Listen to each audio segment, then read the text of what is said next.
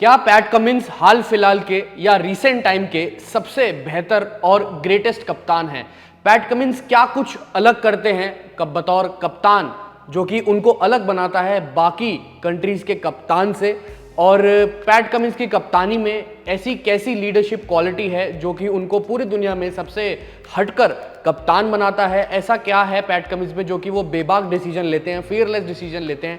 इसी पर चर्चा करेंगे दोस्तों कि पैट कमिंस ने हाल फिलहाल में जो अपने नाम बायलैटरल सीरीज की बात कर लो आप, अगर आप बात कर लो टेस्ट सीरीज वर्सेस पाकिस्तान जो कि उन्होंने जीती है, पहला टेस्ट मुकाबला जो ऑप्टस स्टेडियम पर्थ में हुआ था वो भी अपने नाम किया पैट कमिंस की कप्तानी में ऑस्ट्रेलिया ने पाकिस्तान के खिलाफ, दूसरा टेस्ट मुकाबला एमसीजी में द बिग जी में हुआ मुकाबला वो भी पैट कमिंस ने अपनी कप्तानी में अपने नाम कर लिया, यानी कि अपनी टीम के नाम कर दिया ऑस्ट्रेलियन टीम के।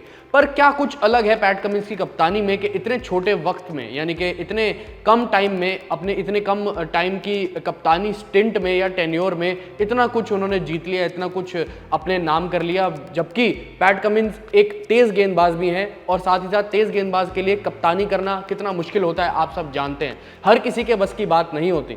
आप इमरान खान का एग्जाम्पल आपके सामने है कि पाकिस्तान को उन्होंने बतौर गेंदबाज कप्तान वर्ल्ड कप जितवाया था 1992 यानी 1992 का। आप कपिल देव की बात करते हैं, कपिल देव खैर उनका मेन रोल बॉलर था पर लेकिन वो बल्लेबाजी भी करना बखूबी जानते थे। वैसे तो इमरान खान भी बल्लेबाजी करना जानते थे काफ़ी हद तक, पर लेकिन हम कपिल देव की बात करते हैं। पर कपिल देव ने क्या कुछ अलग किया जो कि हाल फिलहाल के भारतीय कप्तान जो है अलग नहीं कर पा रहे हैं ट्रॉफी जितवाने के मामले में, क्योंकि at the end result matter करता है और रिजल्ट अपनी टीम को लाकर दिया है पैट कमिंस ने। इसीलिए कहा जा रहा है उनको कि हाल फिलहाल के या रीसेंट टाइम्स के ग्रेटेस्ट और उच्च कोटि के कप्तान हैं पैट कमिंस। ना सिर्फ ये चीज़ कहने के लिए दोस्तों, बल्कि उनके डिसीजन जिस हिसाब से होते हैं, बेबाक खेलने का अंदाज और जहाँ जहाँ पर ज़रूरत पड़ती है वहाँ पर टफ कॉल्स लेने का अंदाज और टफ कॉल लेने की जो रिस्क लेना पड़ता है वो पैट कमिंस लेकर दिखाते हैं। और क्या कुछ सीख लेनी चाहिए बाकी कप्तानों को, जैसे कि भारतीय टीम के कप्तान अब रोहित शर्मा ही हो गए, पूरे वर्ल्ड कप सब कुछ अच्छा किया, 10 के 10 मैच जीत लिए, पर लेकिन एंड रिजल्ट क्या हुआ? ट्रॉफी हमारे हाथ में नहीं आई। ट्रॉफी उस टीम के हाथ में आई जिन्होंने शुरुआत के 2 मुकाबले हारकर बाकी सारे मुकाबलों में जीत हासिल करी, मुश्किल से मुश्किल सिचुएशन में जीत हासिल करी। और सामने क्या दिखा? एक कप्तान जिसने लीड बाय फ्रंट किया, लीड बाय एग्जाम्पल किया, उसके हाथ में ट्रॉफी आई। मतलब आप ऑल इन ऑल मुद्दा ये देखिए कि जब भी कोई बड़ा टूर्नामेंट होता है, जैसे कि आप एशेस की बात कर लीजिए, जब पैट कमिंस ने अपनी कप्तानी में पहली बार एशेस खेल रहे थे बतौर तेज गेंदबाज, तो वो खेल ही चुके हैं पहले कुछ टाइम से, पर लेकिन बतौर कप्तान उन्होंने अपनी कप्तानी स्टिंट मिलने के बाद उन्होंने एशेस खेला और एशेस जीत ली ज़बरदस्त तरीके से। उसके बाद वर्ल्ड कप 2023 हुआ भारत में, वो जीत लिया पूरे अच्छे तरीके से। अब और बीच में वर्ल्ड टेस्ट चैंपियनशिप का फाइनल भी आया था। वर्ल्ड टेस्ट चैंपियनशिप में थ्रू आउट जो पिछला साइकिल था उसमें पैट कमिंस की टीम ने अच्छा किया था, पर लेकिन अगर आप बात करें तो वर्ल्ड टेस्ट चैंपियनशिप का खिताब किसके हक में आया? भारत को फाइनल में किसने हराया? ऑस्ट्रेलिया ने। कप्तानी के मामले में किसका नाम सबसे ज़्यादा हुआ? पैट कमिंस का, क्योंकि लीडरशिप बहुत बढ़िया थी पैट कमिंस की उस वक्त पर और चलती आ रही है। क्या कुछ अलग करते हैं पैट कमिंस जो बाकी कप्तान नहीं कर पाते या बाकी कप्तान के बस में नहीं हो पाता? देखिए दोस्तों, सबसे बड़ी चीज़ तो मुझे यही लगती है कि एशिया के जो कप्तान हैं वो, अगर आप कैप्टन्स की बात करें, उनको बाहर जाके खेलने में दिक्कत तो होती होती है, पर लेकिन जब पैट कमिंस भारत आ गए वर्ल्ड कप खेलने तो उन्हें कोई खास दिक्कतें नहीं हुई, और दिक्कतें जो हुई भी होंगी तो उन्होंने बहुत जो है अच्छे तरीके से उन कठिनाइयों को पार किया और सूझबूझ के साथ चीज़ों को सॉल्व किया और लॉजिकल डिसीजन लिए। और क्रिकेट में आपको वही चाहिए कि पूरे तरीके से अगर आप किसी टीम के लीडर हैं तो आप कैसे जो है सामने वाली टीम को एक इंपॉर्टेंट मोमेंट पर जो है डोमिनेट करते हैं और डोमिनेशन अंडर कंट्रोल रहता है।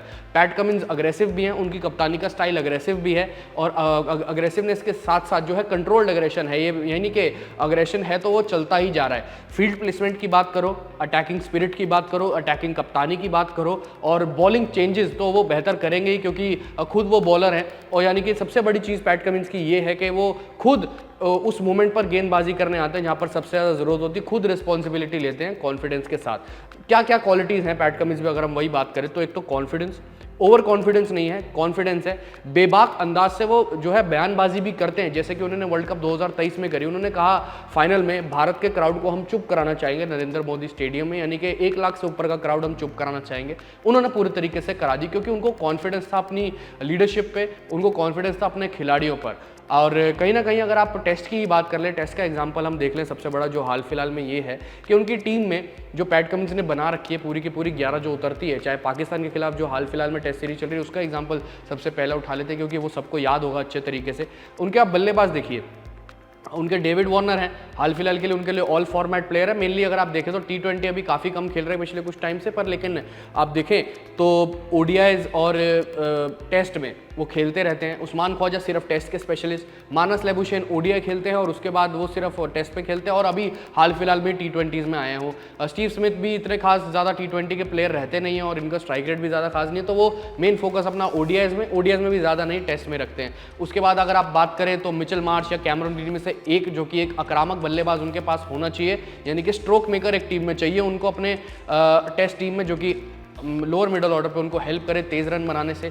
एलेक्स कैरी हैं जो कि मोस्टली ओडीआई और टेस्ट खेलते हुए दिखाई देंगे आपको। फिर उसके बाद जो है अपने नेथन लायन है, उनके पास बाकी तेज़ गेंदबाजों की जो तिगड़ी है इनके, मिचेल स्टार्क, जॉश हेजलवुड और खुद पैट कमिंस, ये सब आ जाते हैं। तो ओवरऑल इनकी टीम देखो अगर आप टेस्ट की तो बिल्कुल सेटअप है।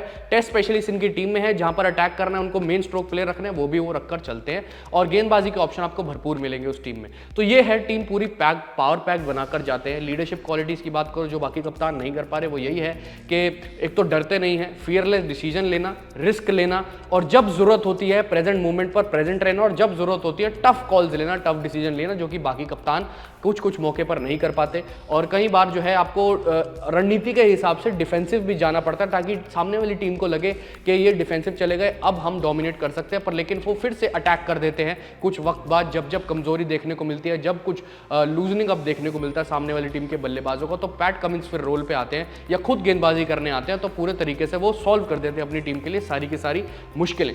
तो ऐसा कुछ कप्तान मुझे लगता है कि हाल फिलहाल में भारतीय टीम को भी चाहिए। अगर आप बात करो तो बाकी अन्य टीमों को, पाकिस्तान को, बांग्लादेश को और मेनली श्रीलंका को, चाहे न्यूजीलैंड की बात करो तो वो उनको भी टेस्ट में बतौर एक ऐसा हाल फिलहाल में एक अच्छा कप्तान की अभी भी दरकार है।